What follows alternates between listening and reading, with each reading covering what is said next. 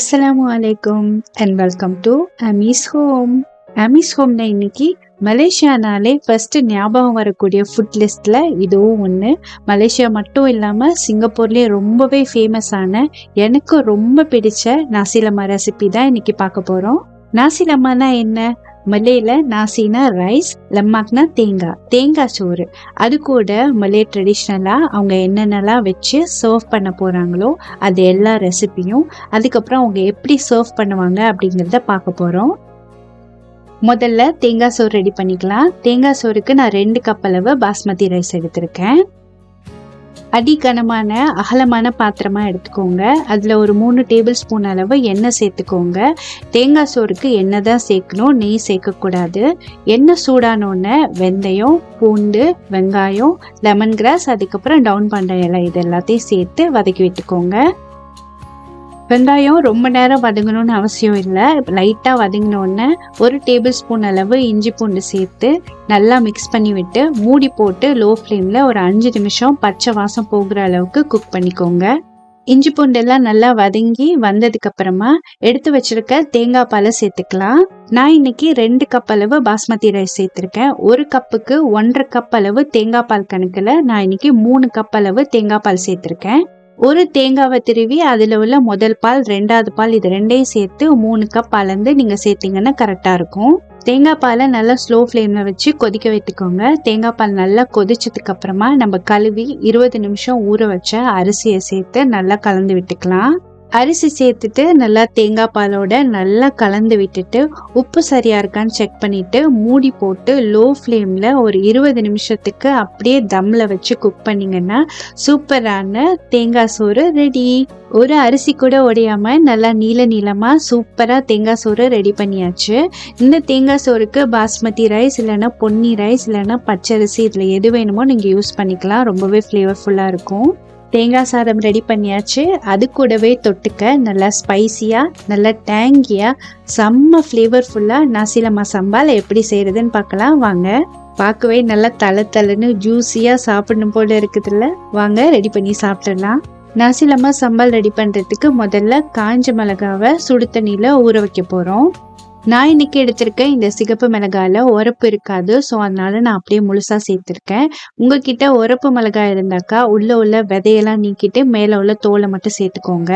மிளகாய் ஊறிட்டு இருக்கட்டும், அதுக்குள்ளே வெங்காய பேஸ்ட் ரெடி பண்ணிடலாம். இப்போ ஒரு மிக்சி ஜாரில் சின்ன வெங்காயம், 1 தக்காளி, 1 சிகப்பு மிளகாய், அதுக்கப்புறம் 1 டேபிள் ஸ்பூன் இஞ்சி பூண்டு விழுந்து சேர்த்து இதை நல்லா ஒரு பேஸ்ட்டாக அரைச்சி எடுத்துக்கலாம். இஞ்சி பூண்டு பேஸ்ட்டுக்கு பதிலாக ஒரு 4 பல் பூண்டு, 1 இன்ச் அளவு இஞ்சி சேர்த்து நீங்கள் இது கூட அரைச்சிக்கலாம். என்கிட்ட இஞ்சி பூண்டு பேஸ்ட் இருந்ததால நான் அதை சேர்த்துக்கிட்டேன். வெங்காயம் தக்காளி நல்லா அரைப்பட்டதுக்கு அப்புறமா இது கூடவே கொஞ்சமாக நெத்திலி கருவாடு சேர்த்துக்கிறேன். கருவாடோட ஃப்ளேவர் உங்களுக்கு இன்னும் தூக்கலாக வேணும்னா இன்னும் கூடவே சேர்த்துக்கலாம். அதுக்கப்புறமா கொஞ்சமாக எண்ணெய் சேர்த்து திரும்பவும் இதை ஒரு ஃபைன் பேஸ்ட்டாக அரைச்சி எடுத்து வச்சுக்கலாம்.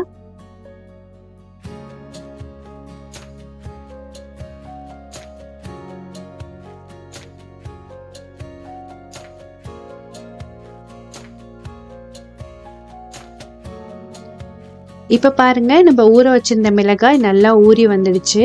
இப்போ வெங்காயம் அரைச்ச அதே மிக்சி ஜார்லேயே இந்த மிளகாவையும் சேர்த்து இதையும் ஒரு நல்ல ஃபைன் பேஸ்ட்டாக அரைச்சி எடுத்து வச்சுக்கலாம்.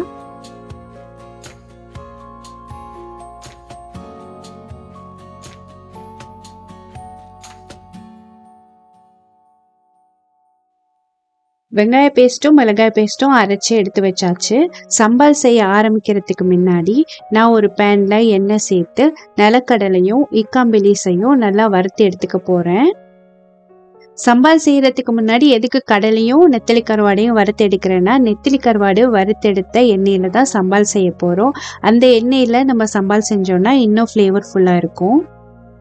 ட்ரெடிஷ்னலாக நாசிலமா சர்வ் பண்ணும்போது அது கூடவே நடக்கடலை வறுத்ததும் ஈக்காம்பிலிஸ் வறுத்ததும் வைப்பாங்க. ஸோ இதையும் நம்ம ரெடி பண்ணி எடுத்து வச்சுக்கலாம்.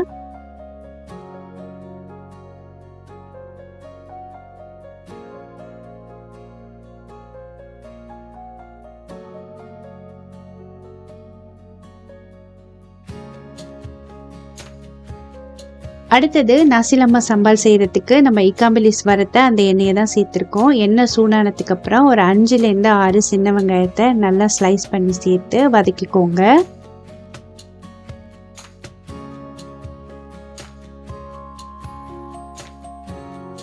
வெங்காயம் நல்லா பொன்னிறமா ஆனதுக்கு அப்புறமா அரைச்சி எடுத்து வச்சிருந்த வெங்காயம் தக்காளி பேஸ்ட்டை சேர்த்து முதல்ல வதக்கிக்கோங்க.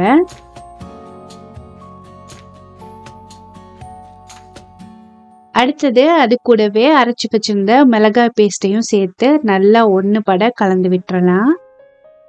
இதுல தண்ணி எதுவுமே சேர்க்காம அந்த எண்ணெயிலேயே பச்சை வாசம் போற அளவுக்கு நல்லா வதக்கி விட்டுக்கோங்க.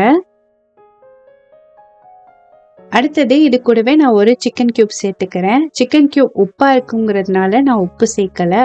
நீங்க ஒருவேளை சிக்கன் கியூப் சேர்க்கலைன்னா உப்பு சேர்த்துக்கோங்க.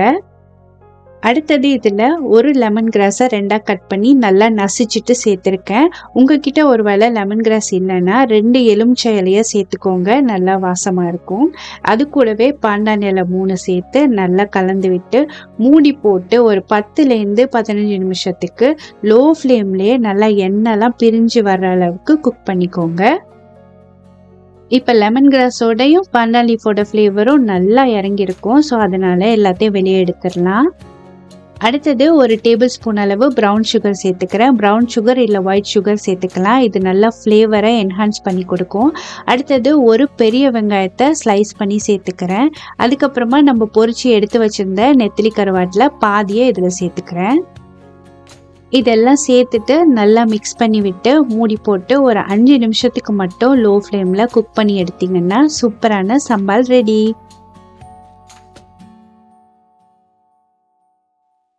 பாருங்க, நல்லா எண்ணெய்லாம் பிரிஞ்சு சூப்பரா தளத்தலன்னு ரெடி ஆயிடுச்சு. நாசி லெமாக்கு இந்த சம்பால் தாங்க ஹைலைட்டு. சுட சுட தேங்காய் சோறோட ஒரு கரண்டி இந்த சம்பாலை போட்டு சாப்பிட்டீங்கன்னா அப்படிதான் இருக்கும். நாசி லெமாக்கு வெறும் சம்பால் அண்ட் ஈக்காம்பிலிஸ் வச்சு சாப்பிட்டாலே செம்ம டேஸ்டியா இருக்கும். பட் இருந்தாலும் சைட்ல கடிச்சிக்க இல்லாம இருந்தா நல்லா இருக்குமா? நான் இன்னைக்கு கோல்டன் கிறிஸ்பி சிக்கன் தான் எப்படி செய்யறதுன்னு காமிக்க போறேன், வாங்க பார்க்கலாம். நான் இன்னைக்கு 1/2 கிலோ அளவுக்கு சிக்கன் எடுத்திருக்கேன், அதாவது பாதி சிக்கன் எடுத்திருக்கேன். இந்த சிக்கனை நல்லா கழுவிட்டு ஒரு 20 நிமிஷத்துக்கு முன்னாடியே இஞ்சி பூண்டு பேஸ்ட்டும் உப்பும் போட்டு நல்லா ஊற வச்சுட்டேன். இஞ்சி பூண்டு பேஸ்ட்ல நல்லா சிக்கன் ஊறி வந்ததுக்கு அப்புறமா சோள மாவு, மிளகாய்த்தூள், ஜீரகத்தூள், அதுக்கப்புறம் சிக்கன் 65 மசாலா இல்லாட்டி சிக்கன் மசாலா எது வேணுமோ நீங்கள் சேர்த்துக்கலாம், ஆப்ஷனல் தான். சோள மாவு சேர்க்கும் போது நம்ம சேர்த்துருக்க மசாலானா சிக்கனோட நல்லா கம்பைன் ஆகி கிறிஸ்பியாக பொரிஞ்சு வரும். மசாலாலாம் சேர்த்த உடனே கோழியை பொரிச்சிடாம கொஞ்ச நேரம் மசாலாவில் சிக்கனை நல்லா ஊற விட்டுட்டு அதுக்கப்புறமா எண்ணெய் சூடானதுக்கு அப்புறம் ஒரு கோழியாக சேர்த்து நல்லா கோல்டன் கிறிஸ்பியாக பொரிச்சு எடுத்துக்கோங்க. இந்த மாதிரி கோழி பொரிச்சு எடுக்கிறப்ப வெளியிலயும் நல்லா கிறிஸ்பியா இருக்கும், உள்ளேயும் நல்லா ஃப்ளேவர்ஃபுல்லா இருக்கும்.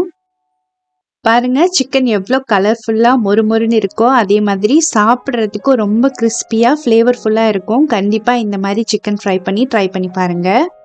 அடுத்தது நாசி லெமாக்கு இன்னொரு சைடா நான் அவிச்ச முட்டை தான் எடுத்திருக்கேன். அதுக்காக நான் இப்போ முட்டை பாயில் பண்ண போறேன். நாசி லெமாக்கு நீங்க அவிச்ச முட்டையும் வச்சு சர்வ் பண்ணலாம், இல்லைன்னா பொரிச்சு கூட சர்வ் பண்ணலாம். தேங்காய் சோறு, சம்பால், ஈக்காம்பிலிஸ், அதுக்கப்புறம் 2 விதமான சைட்ஸ் எல்லாம் ரெடி பண்ணியாச்சு. இப்போ எப்படி சர்வ் பண்ணுறதுன்னு பார்க்கலாம். இந்த மாதிரி குட்டியான பவுலில் ரைஸை சேர்த்துட்டு நல்லா ப்ரெஸ் பண்ணி விட்டுக்கோங்க. அதுக்கப்புறமா ஒரு பிளேட்டில் வாழை விரித்து நம்ம எடுத்து வச்சிருந்த ரைஸை அப்படியே ஃப்ளிப் பண்ணி விட்டுருங்க, அந்த ஷேப் கலையாமல். அதுக்கப்புறமா அவிச்ச முட்டையை 2 கட் பண்ணி ரைஸ்க்கு பக்கத்தில் எடுத்து வச்சிருங்க. அதுக்கப்புறமா 2 இல்லை 3 வெள்ளரிக்காய் ஸ்லைசஸ் எடுத்து வச்சுக்கோங்க. அடுத்தது நம்ம ஏற்கனவே பொரிச்சு எடுத்து வச்ச நடக்கடலையும் ஈக்காம்பிலிஸும் சேர்த்துட்டு சம்பால் கொஞ்சம் வச்சு அப்புறம் பொரிச்ச கோழி வச்சு சர்வ் பண்ணுங்க. பார்க்குறதுக்கு ரொம்ப கலர்ஃபுல்லாக அப்பிடைசிங்காக இருக்குல்ல. நீங்கள் சாப்பிடும் போது ஃபர்ஸ்ட் பைட் எடுத்து வைக்கும் போது நிறையா ஃப்ளேவர்ஸ் பிளாஸ்ட் ஆகும். இந்த டிஷ் கண்டிப்பாக உங்களை டிசப்பாயிண்ட் பண்ணவே பண்ணாது. இந்த நாசி லெமா ரெசிபி உங்களுக்கு பிடிச்சிருந்துச்சுன்னா உங்கள் ஃப்ரெண்ட்ஸ் அண்ட் ஃபேமிலிக்கு ஷேர் பண்ணுங்கள். மறக்காமல் அமிஸ் ஹோமுக்கு சப்ஸ்கிரைப் பண்ணுங்கள். தேங்க்யூ.